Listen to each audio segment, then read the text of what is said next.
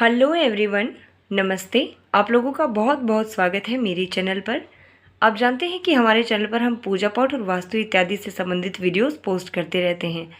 आज के वीडियो में हम आपको गरुड़ पुराण के विषय में बताएंगे। गरुड़ पुराण क्या होता है, गरुड़ पुराण का पाठ क्यों किया जाता है और इसके करने का क्या अर्थ होता है। तो चलिए शुरू करते हैं आज का वीडियो और जानते हैं गरुड़ पुराण के विषय में कुछ गूढ़ बातें। सबसे पहले हम जानेंगे कि गरुड़ पुराण क्यों पढ़ा जाता है और ये क्या होता है। हिंदू धर्मानुसार जब किसी के घर में किसी की मृत्यु हो जाती है उस समय गरुड़ पुराण को पढ़ा जाता है। जी हाँ, गरुड़ पुराण का उसी समय पाठ किया जाता है और ये 10 से 13 दिन तक चलता है।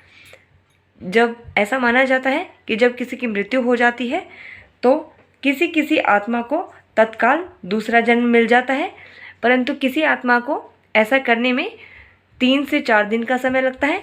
किसी आत्मा को 10 से 13 दिन का समय दूसरा जन्म लेने के लिए लगता है। और जिनके बहुत ही गहरा मोह होता है और जो कि बहुत ही जुड़े हुए होते हैं अपने लोगों से, उनका ऐसा माना जाता है कि उनको 1.25 साल तक ऐसा करने में लग जाता है।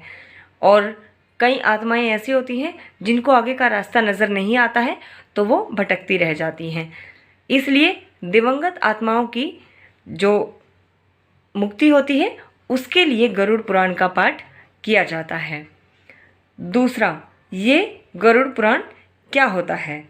जी हाँ, हम इस बात को भी इस वीडियो में जानेंगे कि गरुड़ पुराण आखिर क्या होता है। एक बार गरुड़ जी ने भगवान विष्णु से जन्म, मृत्यु इत्यादि के बारे में बहुत ही गूढ़ बातें पूछी। जो सवाल और जवाब वहाँ पर किए गए, जो गरुड़ जी के द्वारा सवाल किए गए और भगवान विष्णु के द्वारा उनका उत्तर दिया गया, उन्हीं प्रश्न और उत्तरों की जो श्रृंखला है उसी को गरुड़ पुराण कहा जाता है। अर्थात गरुड़ पुराण जो है उसी में उन्हीं प्रश्नों और उत्तरों के बारे में बताया गया है। तीसरा और आखिरी कि गरुड़ पुराण जो है वो पढ़ने से जब मृत्यु हो जाती है किसी की घर में तो उसको पढ़ने से उसका क्या फल मिलता है और इसे क्यों पढ़ा जाता है। तो उसके कुछ कारण होते हैं। सबसे पहला कारण, गरुड़ पुराण में मृत्यु के पहले और बाद की स्थिति के बारे में बताया गया है, इसलिए यह पुराण मृतक को सुनाया जाता है। जी हाँ, मृतक की आत्मा ऐसी कहा जाता है कि 13 दिनों तक घर में ही वास करती है। दूसरा, 13 दिनों तक मृतक अपनों के बीच ही रहता है। इस दौरान गरुड़ पुराण का पाठ रखने से वह स्वर्ग और नरक, गति, सदगति और दुर्गति आदि गतियों के बारे में जान लेता है। तीसरा, कि ये क्यों पढ़ा जाता है, आगे की यात्रा में उसे किन किन बातों का सामना करना पड़ेगा, कौन से लोक से उसका गमन हो सकता है, और यह सब बातें गरुड़ पुराण से वह सुनकर जान लेता है। चौथा, जब मृत्यु के उपरांत घर में गरुड़ पुराण का पाठ होता है तो इस बहाने मृतक के परिजन जो होते हैं वह भी यह जान लेते हैं कि बुराई क्या होती है, गति किस तरह के कर्मों से मिलती है, ताकि मृतक और उसके परिजन दोनों ही यह भली भांति जान लें कि उच्च लोक की यात्रा करने के लिए कौन से कर्म हमें करने चाहिए। पांचवा, गरुड़ पुराण हमें सत्कर्मों के लिए प्रेरित करता है। जी हाँ, सत्कर्म और सुमति से ही सद्गति की मुक्ति मिलती है।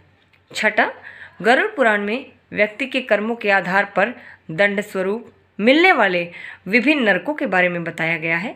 गरुड़ पुराण के अनुसार कौन सी चीज़ें व्यक्ति को सद्गति की ओर ले जाती हैं, इस बात का उत्तर भगवान विष्णु ने गरुड़ जी को दिया है। तो ये थी कुछ चीज़ें जो कि गरुड़ पुराण में बताई गई हैं और गरुड़ पुराण क्यों पढ़ा जाता है ये भी आपने इस वीडियो में जाना।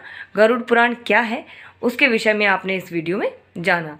वीडियो अगर आप लोगों को पसंद आया है तो प्लीज़ इसे लाइक और शेयर कीजिएगा। ऐसे ही और वीडियोस देखने के लिए हमारे चैनल को सब्सक्राइब कीजिएगा। तो मिलते हैं नेक्स्ट वीडियो में, तब तक के लिए गुड बाय, धन्यवाद।